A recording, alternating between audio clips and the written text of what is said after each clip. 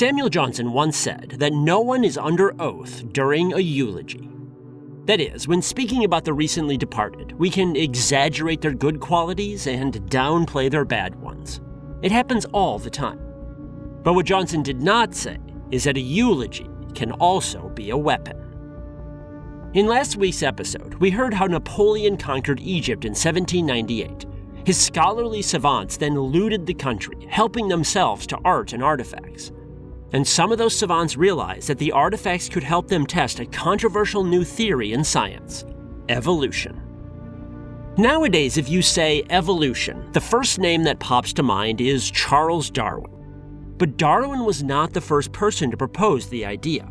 He had predecessors.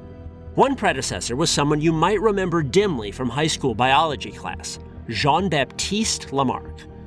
Lamarck is usually portrayed as a foil to Darwin and something of a buffoon. One big reason he is looked down upon is that Lamarck got into a dust-up about evolution with another biologist, George Cuvier. As we'll see, Cuvier was not above fighting dirty.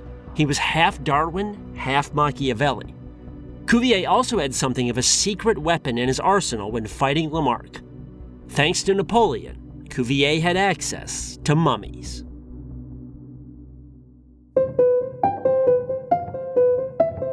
From the Science History Institute, this is Sam Keene and the Disappearing Spoon, a topsy-turvy, science-y history podcast, where footnotes become the real story. If you have not heard of George Cuvier, don't worry. But that fact would have stunned people in 1800s France, including Cuvier himself. He and everyone else alive considered him one of the greatest minds in history. Cuvier had bushy hair, a long nose, and a gigantic noggin, a veritable pumpkin atop his shoulders. Although he came from modest means, his quick mind propelled him to the top of the French scientific world around 1800.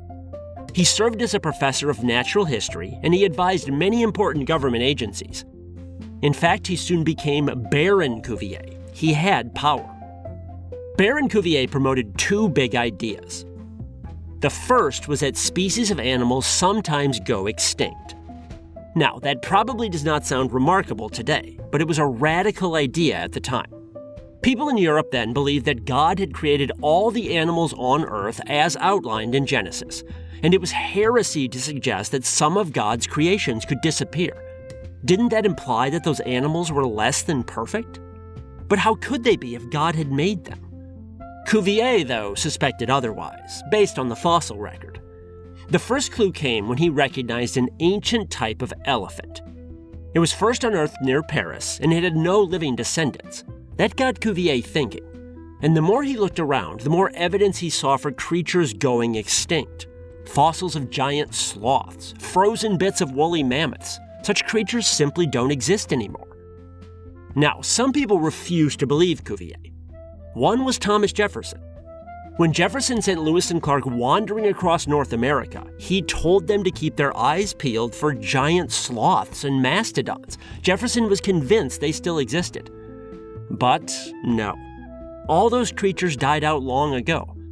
And it was Cuvier who established their disappearance as a scientific fact.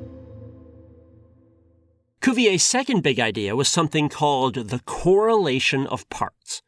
This said that every animal has a certain cluster of traits, and that you cannot change any one of those traits without changing the whole animal. For example, consider a lion. It's got big jaw muscles and sharp teeth for tearing flesh. It also has claws to bludgeon prey and forward-facing eyes for the sharp, binocular vision necessary to hunt game. Other carnivores follow a similar body plan. Now consider a zebra, a creature that eats grass. It's got hoofs for speed and flat teeth for grinding plant matter. It also has eyes on the side of its head. That way it can see threats like lions coming from both directions. And again, most grass eaters share those traits. The point is that all the parts work together seamlessly. If a zebra had sharp fangs, it would die. Fangs can't grind grass. Or if a lion had eyes on the side of its head, it could not hunt very well.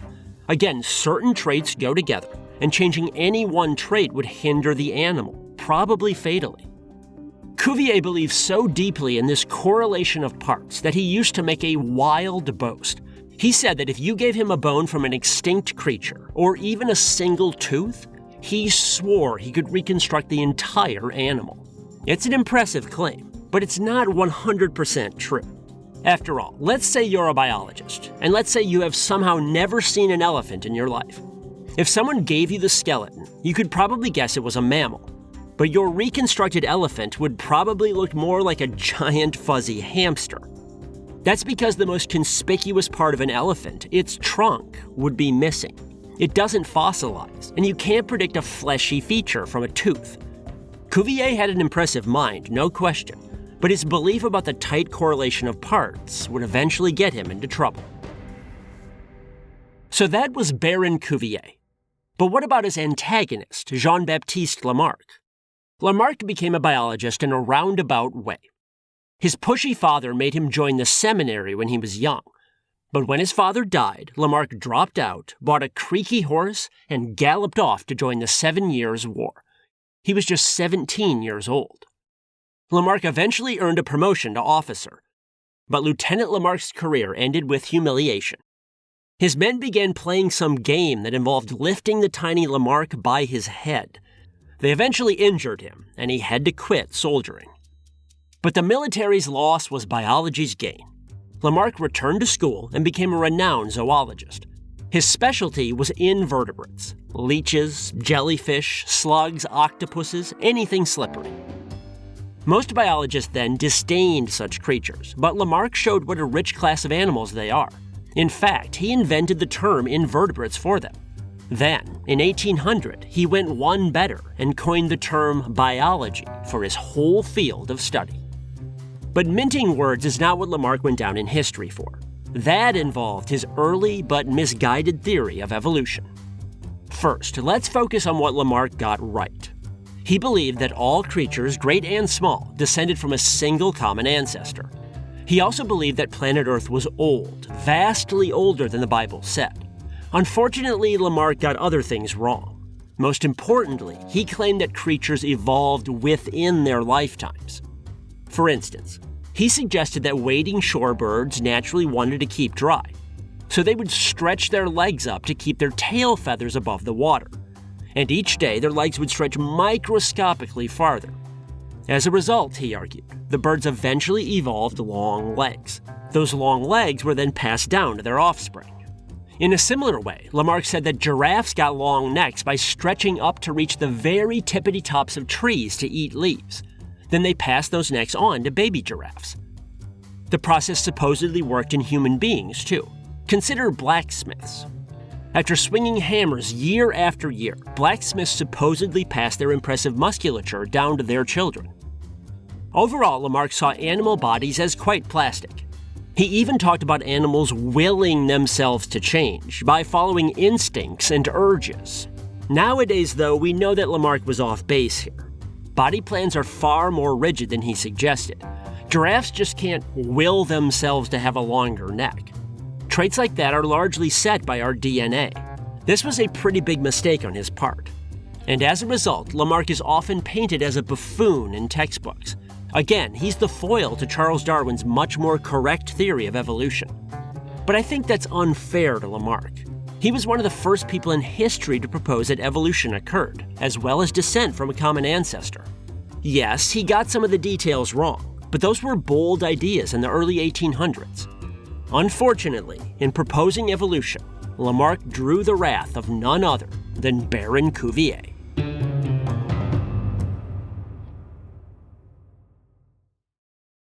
Cuvier and Lamarck actually collaborated when they first met in 1700s Paris, if not as friends, then as friendly colleagues. Temperamentally, though, they were just too different. They slowly grew to dislike each other, and the idea of evolution in particular enraged the Baron. Remember, Cuvier believed in the correlation of parts. All an animal's parts fit together seamlessly. Teeth, claws, eyes, everything. So how could any one part evolve or change? If it did, the animal's perfect balance of parts would fall apart. Evolution was therefore impossible. Species were fixed. But as a good scientist, Cuvier did not just rely on arguments. He wanted evidence, and he found that evidence in ancient mummies. In short, Cuvier said that if evolution did occur, we should see evidence for it in ancient mummies. If cats or birds from way back then looked markedly different than cats or birds now, evolution had occurred. But if they didn't, evolution had not occurred. Now, back then, this was a novel approach to resolve a biological controversy. Naturalists then were mostly catalogers, like Carl Linnaeus and his elaborate genus-species naming system. Biologists just collected things. They saw what was out there and sorted them. Most biologists didn't even care about behavior. Cuvier did something different. He had a question in mind. Did animals evolve and change over time or not? Then he went searching for evidence to support or refute that hypothesis. It was a very modern approach. So Cuvier started examining the ibis bird mummies that Napoleon's savants had brought back from Egypt. Cuvier then compared those mummies to modern ibis specimens. And lo and behold, he found that they looked exactly the same. The birds had the same beaks, the same plumage, the same bones. They hadn't evolved at all. Lamarck was therefore wrong. Evolution did not occur. Now, Lamarck did not take this criticism lying down. He argued that there was no reason for the ibises to have evolved. The environment of ancient Egypt was pretty much the same in the 1800s as it was in 2000 BC or whatever. The same sand, the same heat, the same predators. Nothing would drive the ibises to change. Therefore, they didn't. Today we know Lamarck was largely correct. Without environmental drivers, evolution can stand still for ages. Plus, we now know that Earth is billions of years old. So a lack of evolution over a few thousand years means nothing in the grand scheme of things. But to most people back then, Lamarck's arguments looked weak. Meanwhile, Cuvier had real evidence in favor of his ideas, the mummies. Add in Baron Cuvier's political power and superior social status, and the outcome was inevitable. Cuvier won the debate. Evolution had seemingly been put to the test, its first real test, and it had come up short. Now, perhaps over time, Lamarck could have gathered some evidence of his own and won his scientific peers over. Unfortunately, Lamarck did not live much longer after this, and lost all chance to defend himself. Lamarck's academic position had always been precarious. He studied worms and slugs, things that no one cared about. Then he started promoting wild, heretical theories about evolution. He'd also slowly been going blind. This forced him to retire early. Lacking fame and income, he soon became a pauper, wholly reliant on a daughter's care. When he died in 1829, he could afford only a so-called rented grave, meaning that his remains got just 5 years' rest underground before they were unearthed and dumped into the Paris catacombs to make room for a new occupant. But the biggest blow to his posthumous reputation came courtesy of Cuvier. As one of his many official jobs, Cuvier composed eulogies for the French Scientific Academy's main journal, and he used these eulogies to undermine colleagues that he did not like. Cuvier's specialty was damning with faint praise. He opened Lamarck's obit by lauding his late colleague's dedication to vermin, creatures that no one else cared about. Still, honesty then compelled Cuvier to point out the many, many times that his dear friend Jean-Baptiste had strayed into ridiculous speculation about evolution. Cuvier also turned Lamarck's gift for imagery against him. He sprinkled the essay with caricatures of elastic giraffes and soaking wet stork butts. These became indelibly linked to Lamarck's name. Cuvier summed things up by saying, "A system resting on such foundations may amuse the imagination of a poet, but it cannot for a moment bear the examination of anyone who has dissected the hand, the viscera, or even a feather." Overall, the eulogy deserves the title of cruel masterpiece that one science historian gave it. And in a Machiavellian way, you do have to hand it to the Baron here. To most of us, writing those elegies would have been a pain in the neck. But Cuvier saw that he could parlay this burden into great power, and he had the savviness and wit to pull it off. I find this story intriguing for several reasons. First, history tends to sort people into winners and losers, into heroes and villains. In science history, the heroes are the ones who come up with the true theories, while the villains focus on wrong ideas. But things aren't so clean with Cuvier and Lamarck. Cuvier was wrong about evolution, but he was correct about extinction, a very important idea in biology, especially nowadays. Meanwhile, Lamarck was correct about evolution occurring, but he got pretty much all the details wrong. It's ambiguous who to root for here. I also love that this story hinged on mummy mania. Had Napoleon not invaded Egypt with his savants, and had mummies not been such an object of fascination for people, Cuvier's ibis test never would have happened. As it was, the test did happen, and the results set back the acceptance of evolution in Europe for decades, especially in France. French biologists all remembered how silly the mummies made Lamarck look, and they trembled in fear of being humiliated by another Cuvier. Finally, I love seeing how the public attitude about mummies has come full circle. As mentioned last episode, the Egyptians venerated mummies, treated them as akin to gods. Then their empire collapsed, and people started using their mummies to make paper and paint, grinding them up into mulch, selling them as souvenirs. They desecrated them. But nowadays, we've swung somewhat back toward the Egyptian ideal. We don't fill mummies with the same supernatural longings, obviously. But we put them on pedestals, gawk at them behind glass, and take great pains to preserve them. We hold them in the awe that their makers knew they deserved.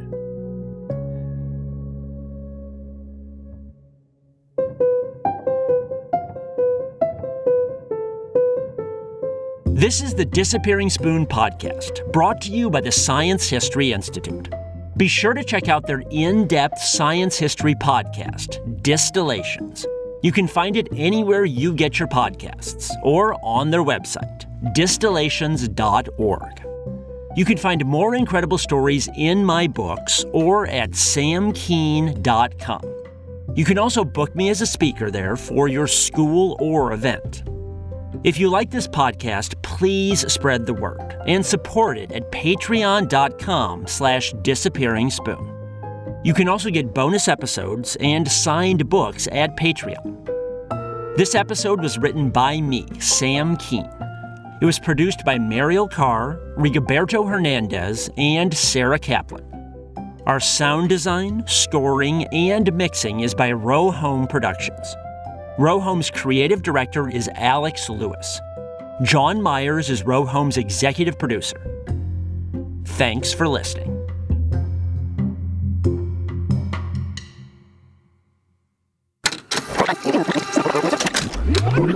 Row Home Productions.